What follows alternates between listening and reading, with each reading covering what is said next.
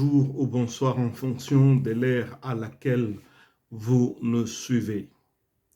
La fois passée, nous avons parlé des paradigmes de la foi triomphante et aujourd'hui, nous entamons avec les axiomes de la foi, c'est-à-dire les principes de la foi triomphante. Je me réjouis de saluer dans cette plateforme tous les ministres de Dieu, les apôtres, les pasteurs, prophètes, docteurs, évangélistes, on s'est compris les bishops, les archibishops, ainsi que tous les frères et sœurs en Christ. Merci à tous ceux qui se sont inscrits au départ de Gabon, de Burundi, de RDC, d'Angola, du Sénégal, du Royaume-Uni, Maroc, France, Suisse, Belgique.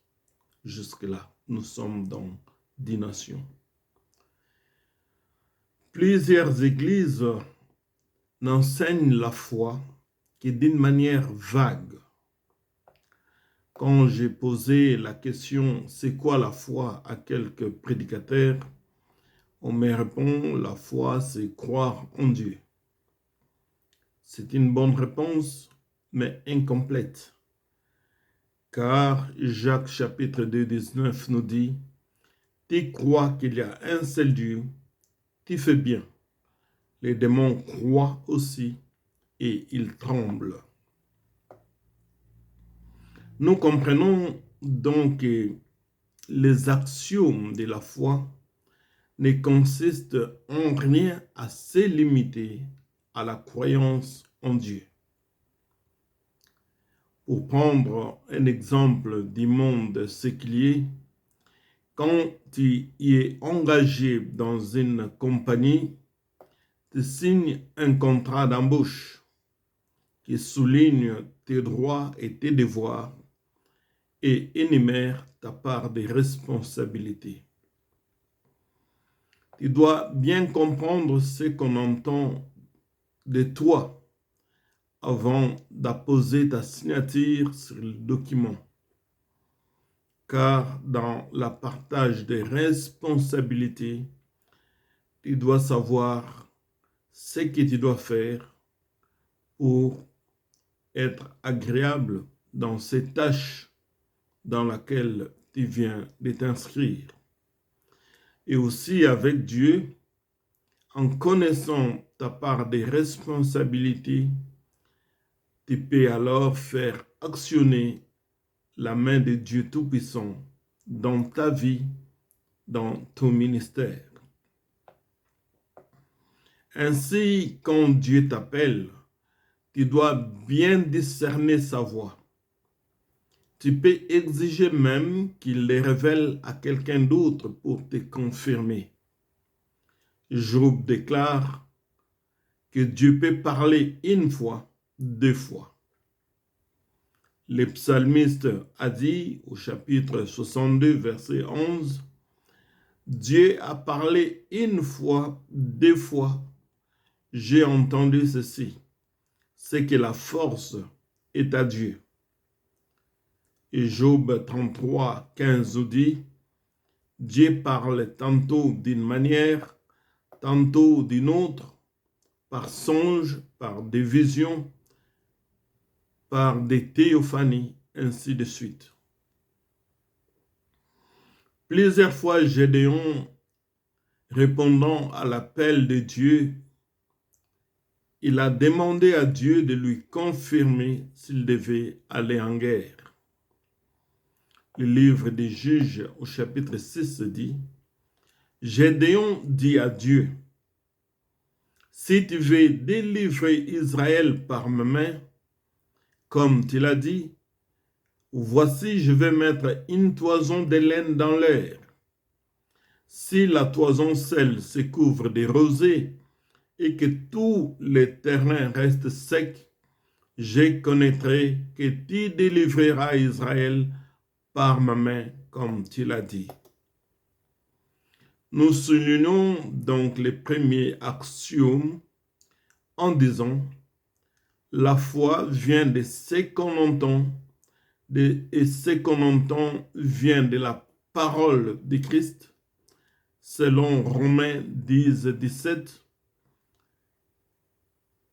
Et nous rajoutons en disant, Romains 1, 17, le juste vivra par la foi. Dans cet axiome premier, il s'agit de discerner et de saisir la parole de Dieu. Ensuite, établir la relation d'engagement et de confiance absolue d'être certain avec Dieu. Cette confiance deviendra de plus en plus profonde au fur et à mesure que l'on navigue dans la sphère de connaissance de ce que Dieu a dit. C'est dans cette optique que l'ennemi, le diable, combat la connaissance et cherche à s'aimer les doutes pour retirer la confiance absolue de l'homme envers Dieu. Pour que les justes vivent par la foi, vivent par cette confiance absolue qu'il a en Dieu, le juste doit ajuster sa connaissance, s'approprier la confiance envers Elohim. N'oublions pas qu'Osée a déclaré « Mon peuple périt par manque de connaissances. Mon peuple donc périt par ignorance. » Et cette ignorance est caractérisée à triple dimension. Les manques de connaissances, point 1, on ne sait rien de ce que Dieu attend de nous. Deuxième point, des connaissances vagues qui produisent les doutes. On a une connaissance floue, non scripturaire, sans révélation. Et troisième point, des fausses connaissances. Les gens prétendent connaître, mais ils ont une fausse connaissance attachée à une fausse doctrine. Quand tu attaques l'ennemi sur une prise que tu ne connais pas, ta défaite est indubitable. Dieu ne peut pas demander à l'homme d'accomplir une tâche qu'il sera incapable de réaliser.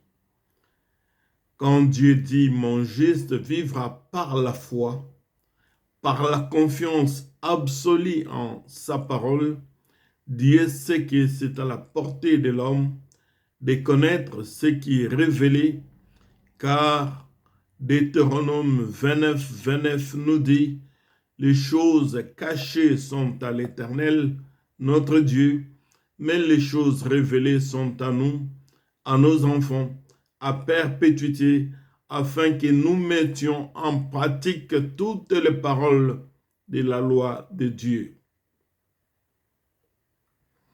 Paul, l'apôtre, écrivant aux Colossiens au 9e verset du chapitre 1er, il dit « C'est pour cela que nous aussi, depuis les jours où nous en avons été informés, nous ne cessons de prier pour vous et de demander que vous soyez remplis de la connaissance de sa volonté en toute sagesse et intelligence spirituelle. »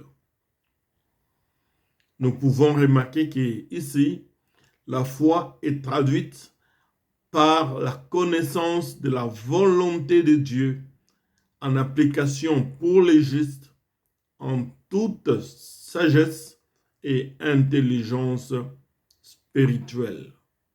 Le juste doit appliquer cette connaissance de la volonté de Dieu. La foi est traduite par le fait de discerner, comprendre et s'attacher à ce que Dieu vient de déclarer. Quand le Seigneur demande s'il trouvera la foi, il parle de cette confiance absolue en sa parole.